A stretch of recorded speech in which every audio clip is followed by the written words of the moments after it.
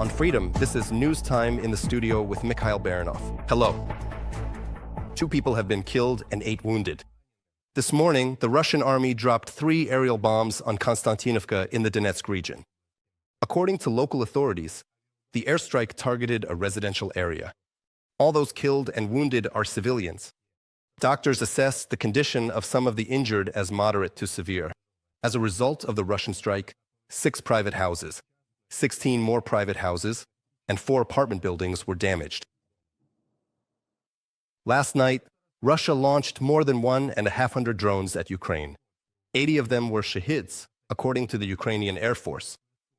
Ukrainian defenders managed to neutralize 126 drones of various types in the north, south, east, and center of the country. Several hits were recorded. In 2 cases, these were the falls of debris from downed Russian drones. Russian kamikaze drones attacked Kharkiv. The invaders launched 18 drones at 2 districts of the city. Most of the strikes targeted critical infrastructure facilities.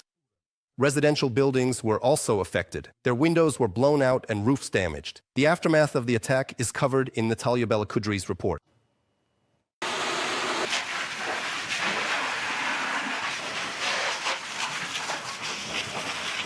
Residents of Kharkiv saw flashes in the sky, powerful explosions, and then fires. After the Russian army attacked the city with almost 24 strike drones. 60-year-old Yuri lives in a private house. When the shelling started, several explosions went off. Glass shattered onto the street.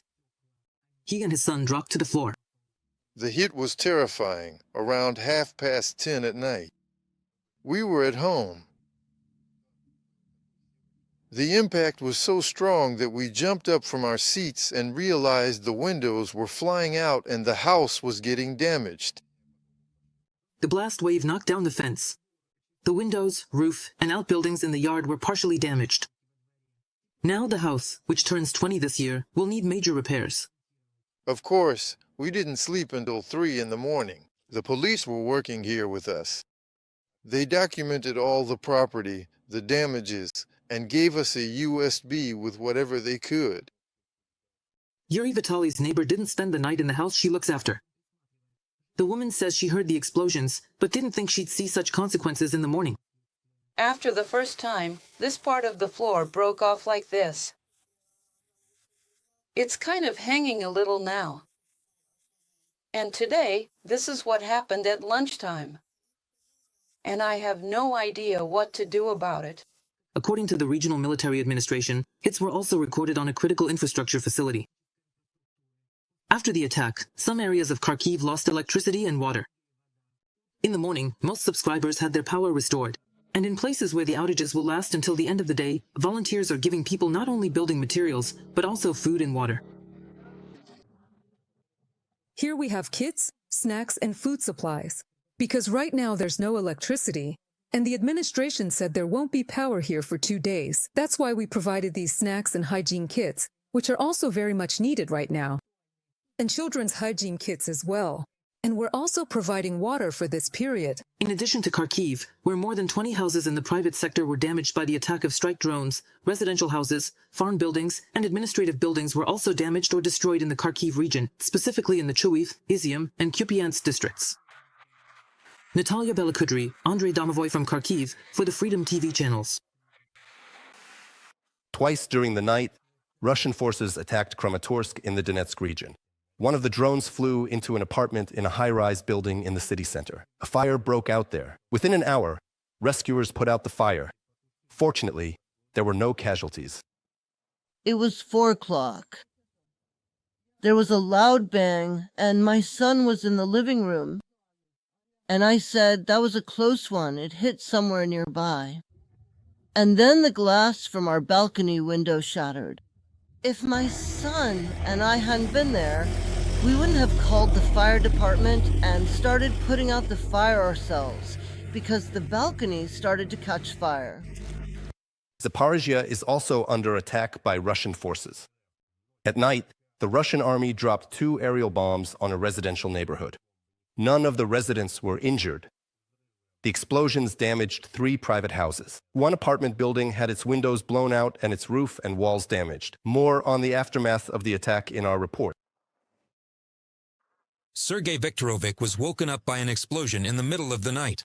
The window in his room literally shattered.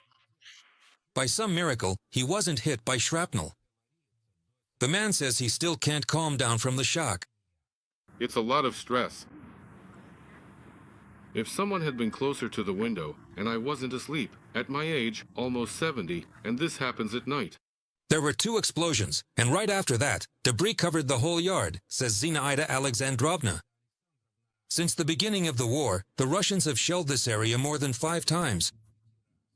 Everything was flying around here. Some kind of roofing slate was flying. Some stones were flying. Glass was rattling everywhere.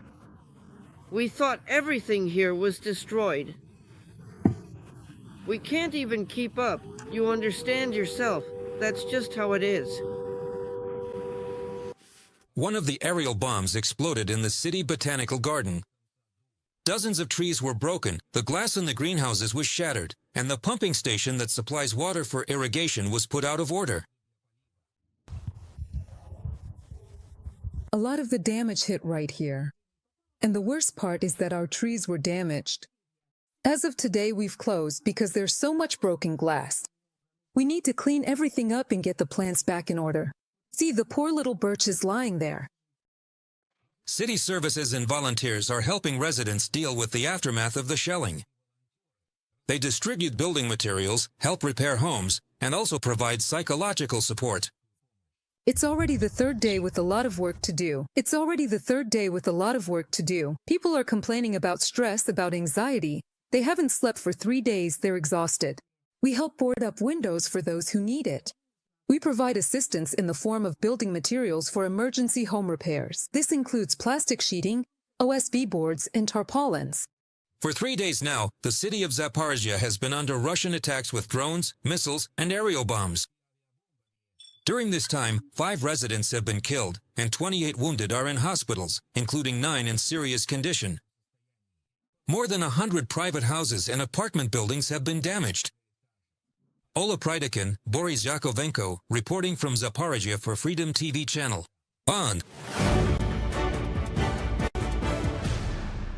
The front line, 172 battles were recorded over the past day. According to the General Staff of the Armed Forces of Ukraine, Russian occupiers attacked 33 times in the Novopavlivka direction. 17 assaults were repelled near Toretsk. Another 15 times, the invaders tried to break through the Ukrainian defenses at the Lyman bridgehead. The hottest spot remains the Pokrovsk direction. There, the armed forces of Ukraine stopped 64 Russian attacks. The only section of the front where the Russian army did not attempt to advance is the Pridniprovsk area. In fact, since mid-October 2023, the Russian army has been trying to advance non-stop. As for the results, as we can see, even the American leader admitted that the effectiveness of these large-scale, truly operational tactical, and even strategic-level enemy offensives is worthless. In more than 1,000 days of active offensive actions, the enemy has managed to capture less than 1% of our country's territory. And basically, the part of Donetsk region that is such a coveted target for the enemy, at the current pace of their offensive, fighting on this territory could go on for more than a year. Ukrainian drones attacked a major Gazprom petrochemical complex in Bashkiria. This information was confirmed to Freedom TV channel by sources in the security service of Ukraine. Local residents reported a series of loud explosions, and a large fire broke out at the plant. The Salavat petrochemical plant produces more than 150 types of products, including gasoline, diesel fuel, and mazut. Just last year, its revenue reached almost 4.5 billion rubles. In September, the plant was already attacked by drones. I should also note that the complex is located 1,400 kilometers from the border with Ukraine. This information was also confirmed by the General Staff of the Armed Forces of Ukraine. They noted that, along with the Salavat petrochemical plant, a number of important facilities in the aggressor country were also hit, specifically in the Volgograd, Belgorod, and Astrakhan regions. The Kuzmiki 1 oil pumping station caught fire. In addition, the Zaporizhzhia oil pumping station was hit, which is responsible for transporting oil through the Kuibyshev-Tikhoretsk main pipeline. Also, in order to disrupt the production of unmanned aerial vehicles and reduce the enemy's combat capabilities, a UAV manufacturing facility in the settlement of Voluki was hit. At the Astrakhan gas processing plant, production areas were damaged, which led to a partial shutdown of the facility. And now, a statement from the General Staff of the Armed Forces of Ukraine on Facebook. Ukrainian President Volodymyr Zelenskyy and Annalena Baerbock, President of the 80th session of the UN General Assembly, discussed Ukraine's key priorities. The Ukrainian leader noted that they talked about the General Assembly's attention to the situation in territories occupied by Russia, as well as about resolutions condemning the abduction and deportation of children.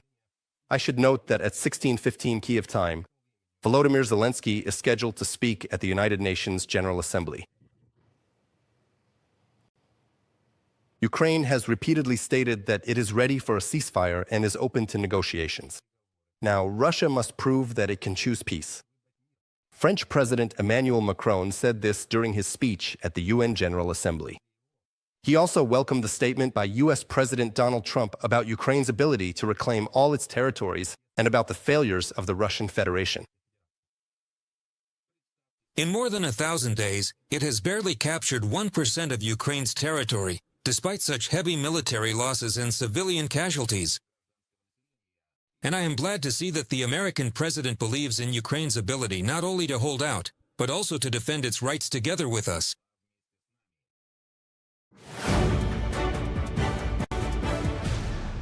Together with its partners, Ukraine is building a new security architecture to make Russian aggression impossible in the future. Ukrainian President Volodymyr Zelenskyy stated this at a high-level UN Security Council meeting in New York. He noted that the Budapest Memorandum has failed and turned into empty words. Zelenskyy emphasized that real security guarantees must become a barrier that Russia will not be able to cross again. And in this, Kiev is counting on support from Washington, all the more so since Trump, during negotiations, stated that he would support Ukraine until the end. Volodymyr Zelenskyy also stressed that Putin avoids and is afraid of direct negotiations to end the war or pretends to seek diplomacy. This man is afraid to sit face to face with Ukraine and the world and openly admit that all he wants is war. Putin, on the other hand, sends delegates who cannot and do not want to stop the bloodshed. And when he appears abroad, in Beijing or elsewhere, it's only to buy time for killing, while pretending to seek diplomacy. We said yes to every proposal from the President of the United States for a ceasefire and negotiations with Russia to achieve peace, but Russia always said no. There was no truce, not even a ceasefire. Ukraine can fully restore its territorial integrity with the support of the European Union and NATO. This was stated by US President Donald Trump following talks in New York with Ukrainian leader Volodymyr Zelenskyy. The head of the White House emphasized that Russia now looks more like a paper tiger, meaning it doesn't actually pose any real threat. After I familiarized myself with and fully understood the military and economic situation of Ukraine and Russia, and seeing the economic problems that have arisen for Russia because of this, I believe that Ukraine, with the support of the European Union, is in a position to fight and reclaim all of its territory within its original borders. The restoration of Ukraine's territorial integrity is possible over time, with patience and financial support from Europe, and especially NATO. Donald Trump is the President of the United States on the social network Truth Social. Subscribe to The Gaze and stay updated on the most important events, top news from Ukraine and all over the world, in-depth analysis, exclusive reports and interviews, all on hand in our channel. Join our community of viewers and stay tuned.